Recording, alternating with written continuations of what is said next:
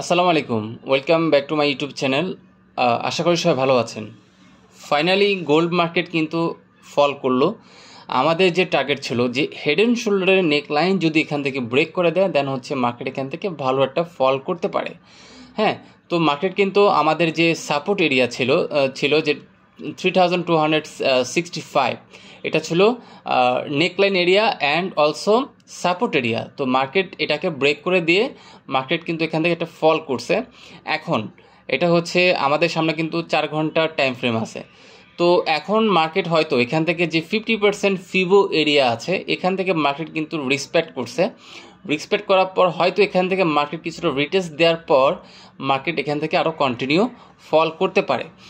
এখন দেখা যাক মার্কেট এখান থেকেই রিভার্স হয়ে বাইক কন্টিনিউ করে কিনা, দেন হচ্ছে এখান থেকে আর কতটুকু নিচে নামতে পারে বা ডাউন হতে পারে সেটা নিয়ে একটু বিস্তারিত আলোচনা করব।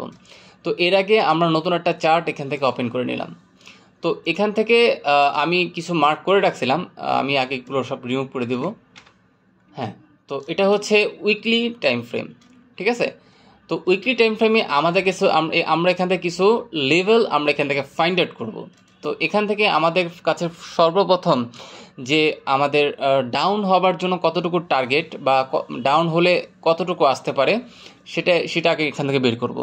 তো ফার্স্ট অফ অল আমাদের প্রথম টার্গেট হচ্ছে এই ক্যান্ডেলের উইক এরিয়া, উইক শ্যাডোর যে ইয়াটা আছে সেটা হচ্ছে কত 3195। অ্যান্ড আর হচ্ছে সেকেন্ড যেটা আছে এই ক্যান্ডেলের প্রথম যে ইয়ে আছে আপনার উইক আছে সেটা শ্যাডোর আর কি। তো এখন মার্কেটে আমাদের বাইয়ের জন্য সর্বপ্রথম এই দুইটা এরিয়া খুবই গুরুত্বপূর্ণ। হয়তো মার্কেট এখন যে এখান থেকে কতটুকু আসছিল যে মার্কেট 3223 পর্যন্ত এসে কিছুটা রিটেস্ট করতেছে। এখন রিটেস্ট কতটুকু করতে পারে? রিটেস্ট করার জন্য মার্কেটের লেভেল হচ্ছে এই ক্যান্ডেলের এই আপনার উইক হবে এটা। তো সেটা কত? সেটা হচ্ছে 3243। হয়তো রিটেস্ট করতে গেলে মার্কেট এখান থেকে 3243 থেকে টাচ করার পর মার্কেট হয়তো এখান থেকে আবার রিঅ্যাকশন করে মার্কেট এখন এতটুকু আসতে পারে। সেটা কতটুকু? 3195। যদি মার্কেট এখানে আসার পর যদি এখানে কোনো মোমেন্টাম ক্রিয়েট করে বা এখানে কোনো বুলিশ ক্যান্ডেল এখান থেকে ক্রিয়েট করে উইকলি, আজকে হচ্ছে বৃহস্পতিবার, আগামীকাল হচ্ছে ফ্রাইডে। তো আগামীকাল কিন্তু এনএফপি আছে, বড় নিউজ আছে। তো আগামীকাল যদি মার্কেট এই 3195 থেকে আসার পর যদি এখানে কোনো একটা বুলিশ ক্যান্ডেল এখানে যে উইকলিতে ক্লোজিং হয় এই এরিয়া থেকে, তো নেক্সট কিন্তু আমাদের টার্গেট থাকবে যে আমরা বুঝে নেব যে মার্কেট এখান থেকে হয়তো রিভার্সালের এখান থেকে কোনো এভিডেন্স দিয়ে দিছে, মার্কেট এখান থেকে হয়তো পুল ব্যাক করতে পারে। এখন মেইন কথা হচ্ছে রিভার্সাল এরিয়াগুলো কীভাবে ফাইন্ড আউট করতে হয় বা মার্কেট যেখান থেকে রিভার্স করবে কিনা সেটা আমরা কিভাবে বুঝবো সেটা নিয়ে একটু আলোচনা করি। তো এর আগে আমি এগুলোটা রিমুভ করে নিই।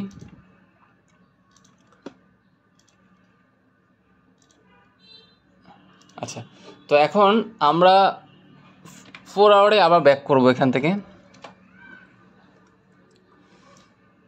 এগুলো হচ্ছে আমাদের এরিয়া, আমাদের বাইং এরিয়া। তো এর আগে আমরা এখান থেকে কিছুটা একটু ব্যাক টেস্ট নিব এখান থেকে। তো দেখেন মার্কেট রিভার্সাল কখন হয়? মার্কেট রিভার্সাল করার জন্য মার্কেটকে এরকম কিছু এভিডেন্স থাকতে হবে। এখানে কিন্তু একটা ডাব্লিউ প্যাটার্ন ক্রিয়েট করার পর মার্কেট কিন্তু এখান থেকে আপনার কন্টিনিউ আপ মোমেন্টাম ক্রিয়েট করছে। তো এখন যদি মার্কেট এখানে কোনো রকম বা এখানে আসার পর যদি এখানে ডাব্লিউ প্যাটার্ন ক্রিয়েট করে, তো মার্কেটের এখান থেকে আমরা বাই কন্টিনিউ করতে পারি। এখন বাই কন্টিনিউ করার জন্যে আমাদের কিন্তু এই এরিয়াটা খুবই গুরুত্বপূর্ণ। হ্যাঁ, এই এরিয়াটা খুবই গুরুত্বপূর্ণ। এটা হচ্ছে কত 3350। এটা হচ্ছে নেক্সট রেজিস্ট্যান্স। হ্যাঁ, এটা হচ্ছে নেক্সট রেজিস্ট্যান্স। যদি গোল্ড মার্কেট এই 3350 উপরে যদি কোনো ক্যান্ডেল ক্লোজিং হয়, কোনো ফুল বডিতে ক্লোজিং হয়, দেন নেক্সট টার্গেট থাকবে আমাদের বিগ। আমাদের নেক্সট টার্গেট থাকবে বিগ। এখান থেকে মার্কেট রিটেস্ট করার পর মার্কেট অল টাইম হাই এখানে আপনার নেক্সট আমাদের যে থাকবে এরিয়া। তো মার্কেট যদি এখান থেকে একবার বুল রান শুরু করে, তা আমি মনে করব যে মার্কেট এখানে নিউ অল টাইম হাই দিবেন। সেটা কতটুকু? সেটা হইতে পারে 3600 পর্যন্ত হয়তো মার্কেট এখান থেকে আপনার টাচ করতে পারে। তো এখন বর্তমানে ফান্ডামেন্টাল রিজন অনুযায়ী মার্কেট এখান থেকে মুভ করতে পারে। তো মার্কেট এখন যেহেতু ট্যারিফ কয়দিনের জন্য আপনার সাসপেন্ড করা আছে, সেক্ষেত্রে হয়তো মার্কেট এখান থেকে কিছুটা ফলিং আমরা দেখতে পাচ্ছি। তো আমাদের এখন রিভার্সের জন্য ওয়েট করতে হবে। এখন কিন্তু আমরা এখান থেকে বাই কন্ট্রিবিউট করবো তা না। এখন যদি মার্কেট এখানে রিভার্স এখানে কোনো সংকেত দেয়, দেন হচ্ছে আমরা এখান থেকে মার্কেটকে বাই হিসেবে এখান থেকে কন্টিনিউ করব, ঠিক আছে। তো এখন রিভার্সে করার জন্য কিছু আমরা এখান থেকে যেমন একটা দেখলাম ডাব্লিউ প্যাটার্ন রিভার্স আমাদের সংকেত করে, বা হচ্ছে এটা যেমন হেড অ্যান্ড শোল্ডারের প্যাটার্ন ছিল, এই যে আপনার হেড অ্যান্ড শোল্ডার প্যাটার্ন ছিল। তো এখন যদি মার্কেট নিচ থেকে যদি কোনো হেড অ্যান্ড শোল্ডার প্যাটার্ন এখান থেকে ক্রিয়েট করে, দেন হচ্ছে এটাও একটা রিভার্সাল এরিয়া হবে, ঠিক আছে। বা হচ্ছে এখানে কোনো যদি বুলিশ পিনবার যদি এখান থেকে মার্কেট যদি এখানে আপনার ক্লোজিং দেয়, সেটাও কিন্তু একটা রিভার্সাল একটা সংকেত থাকবে। তো আমাদের এখন নেক্সট টার্গেট দুটা জিনিস থাকবে, সেটা হলো এক হইলো আপনার আমাদের সেলিংয়ের জন্য নেক্সট টার্গেট হলো 3195। এটা আমাদের যারা সেলার আছেন তাদের জন্য এই টার্গেট।